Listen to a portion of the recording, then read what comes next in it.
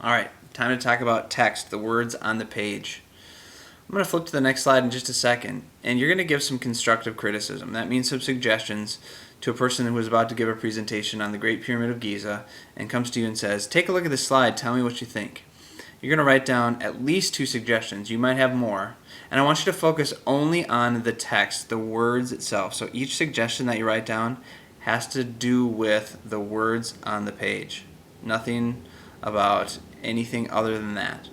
Okay? So I'm going to flip to the next page.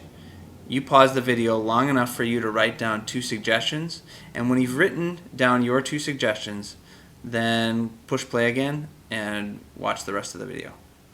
Okay? So here we go. Hit pause and write down your suggestions. Alright. I'm guessing that most of you wrote down something to the fact that it's in paragraph form, and the facts are good, but maybe just smushed in there a little bit too much, making it tough to read for the audience. You're exactly right.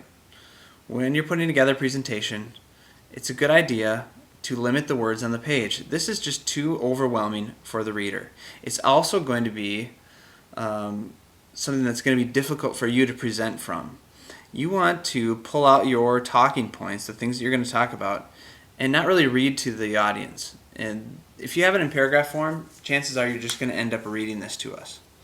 So I'm guessing some of you also said maybe bullet points would be a good idea, that you should pull out those facts individually and put it together, maybe something like this.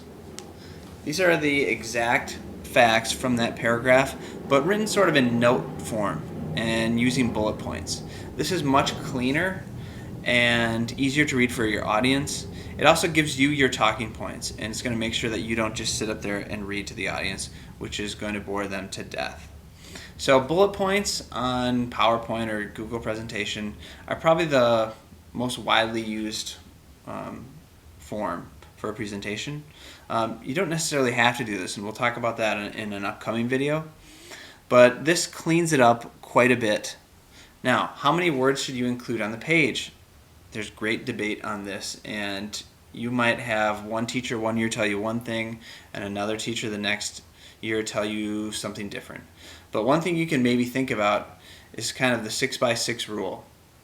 And what I mean by that is that you can have up to 6 bullet points on the page, no more. And each bullet point should really have no more than 6 words in it. So think about it as 6 lines of 6 words, maximum. Less than that is probably even better.